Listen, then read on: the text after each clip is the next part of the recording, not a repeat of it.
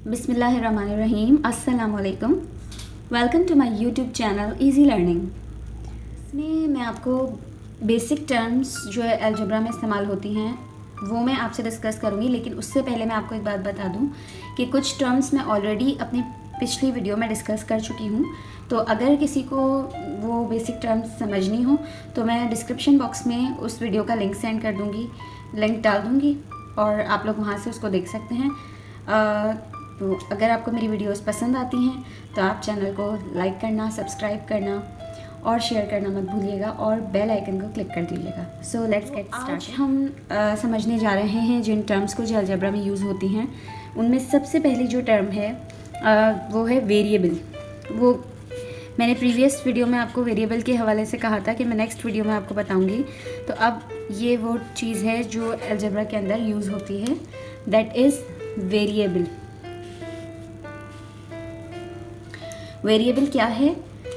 Variable very से निकला है। वेरिएबल वर्ड जो है वो वेरी से निकला है और इसका मतलब होता है कि ऐसी वैल्यू जो कि फिक्स ना हो या हमें अननोन हो, पता ना हो। मींस अगर इसकी डेफिनेशन देखी जाए तो अलजेब्रा के अंदर हम इसकी डेफिनेशन इस तरह लिखते हैं कि a variable is a symbol. Means ये सिंबल होता है। A variable is a symbol that represents a quantity, एक ऐसी क्वांटिटी को रिप्रेजेंट करता है the value of which is not known, means उसकी वैल्यू हमें नहीं पता, which is not known। अब इसकी जब मैं एग्जांपल लिखूंगी अलजेब्रिक एक्सप्रेशन के अंदर तो आपको समझ में आएगा कि वेरिएबल अगर है तो क्या है वेरिएबल। सपोज करें इधर हमारे पास लिखा हुआ है 5x + 3, ठीक है। अगर मैं इस अलजेब्रिक एक्सप्रेशन में आपसे पूछूं कि इसके अंदर वेरिएबल क्या है, तो एक ऐसा सिंबल वेरिएबल अलजेब्रा के अंदर जो यूज़ होता है वो कोई भी अल्फ़ाबेट हो सकता है। वो मैंने प्रीवियस वीडियो में समझाया है, मैं दोबारा बता रही हूँ। कोई अल्फ़ाबेट हो सकता है, ठीक है, कोई भी ए से लेके जेड तक, लेकिन स्मॉल अल्फ़ाबेट यूज़ होता है। और यूजुअली हम जो अल्फ़ाबेट यूज़ करते हैं अलजेब्रिक एक्सप्रेशन में वो होता है हमारे पास एक्स। यूजुअली एक्स इस्तेमाल किया जाता है अलजेब्रिक एक्सप्रेशन के अंदर, ठीक है। तो अब अगर variable is a symbol that represents a quantity the value of which is not known, यानी एक ऐसी क्वांटिटी को रिप्रेजेंट करता है एक सिंबल जिसकी वैल्यू पता नहीं होती हमें। तो इधर अगर वेरिएबल पूछा जाए आपसे तो here the variable is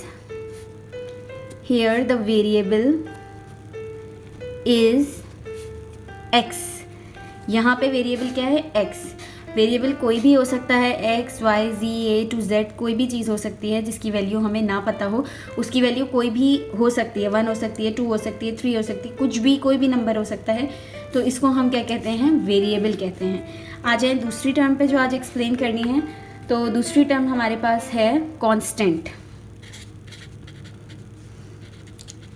constant नाम से ही पता चल रहा है कि ये क्या चीज़ होगी, ठीक है। कॉन्स्टेंट अ टर्म, इसकी डेफिनेशन पहले लिख देती हूँ फिर मैं समझा देती हूँ। A term that has a fixed value, that has a fixed value and appears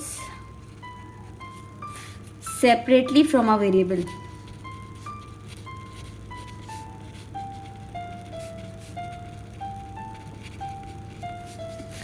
ठीक है, एक ऐसी टर्म जिसकी फिक्स वैल्यू हो और वो वेरिएबल से अलग लिखी हुई हो, वेरिएबल के साथ ना हो। जैसे यही एग्जाम्पल लेते हैं ताकि आपको क्लियर हो जाए बात। एग्जाम्पल क्या है? 5x + 3, ठीक है, ये अलजेब्रिक एक्सप्रेशन है। अब इसके अंदर अगर मैं पूछूं कि कांस्टेंट क्या है इसके अंदर, ठीक है, तो हमारे पास इसके अंदर जो कांस्टेंट होगा वो होगा हमारे पास 3। हेयर द कांस्टेंट यानी जिसकी फिक्स्ड वैल्यू है इज 3। कांस्टेंट क्या है? A term that has a fixed value. Fixed value तो 5 की भी है और 3 की भी है, लेकिन कांस्टेंट कौन सा है इन दोनों में से? जो कि वेरिएबल से अलहदा हो, यानी सेपरेटली फ्रॉम अ वेरिएबल, बिल्कुल वेरिएबल के साथ नहीं लगा हो, मल्टीपल में नहीं हो, बिल्कुल अलहदा हो, उसको कांस्टेंट कहेंगे। ठीक है, अब आ जाते हैं नेक्स्ट टर्म पे, जो कंफ्यूजन मुझे पता है कि व्यूअर्स को हो रही होगी कि ये 5 फिर क्या है।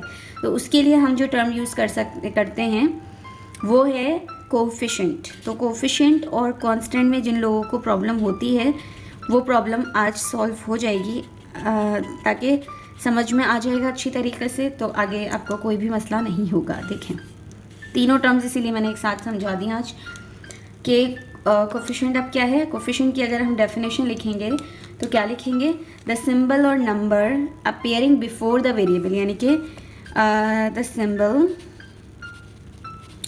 और number appearing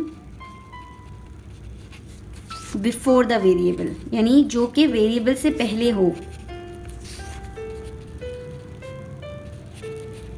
used in algebraic expression या algebraic term is called its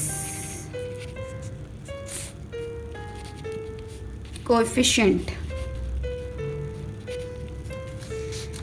इसी को एग्जाम्पल लें अगर इसी को, तो इसमें एग्जाम्पल में 5x + 3 है। here the coefficient is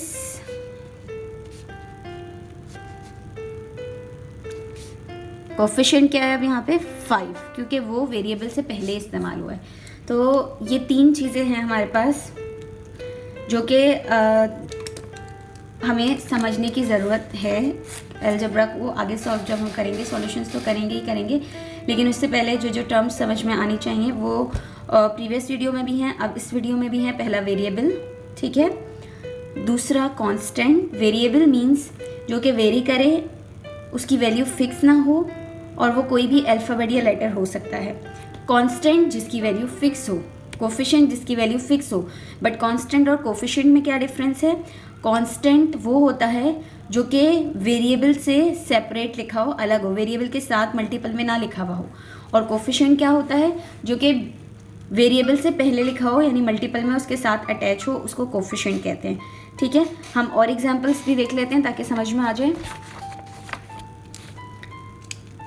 और एग्जाम्पल्स अगर आप देखना चाहें ताकि आपको और क्लियर हो जाए, ठीक है। अगर मैं कोफिशिएंट की पहले मैं वेरिएबल तो आपको समझ में आ ही गया है, कोफिशिएंट की एग्जांपल दूं तो हम यहाँ पे लिख सकते हैं, सपोज करें -7abc + 4, ठीक है। अब अगर इसके अंदर मैं पूछूं कि इसके अंदर वेरिएबल क्या है, तो आप कहेंगे कि वेरिएबल जो है इसके अंदर वो है हमारे पास ABC, ठीक है। अगर इसके अंदर कांस्टेंट पूछूं तो कांस्टेंट क्या है हमारे पास, वो है 4। अगर पूछूं कि इसके अंदर कोफिशिएंट क्या है, तो वो है हमारे पास -7 साइन के साथ, ठीक है। आई होप आपको ये वीडियो के थ्रू आपकी जो भी कंफ्यूजन होगी वो आपको क्लियर हो गई होगी इन टर्म्स से रिलेटेड। और आप मेरे चैनल को ज़रूर सब्सक्राइब करिएगा ताकि आने, और बेल आइकन को क्लिक करिएगा ताकि आने वाली वीडियोस आपको जो है वो डायरेक्ट पहुंचती रहे। Thanks for watching.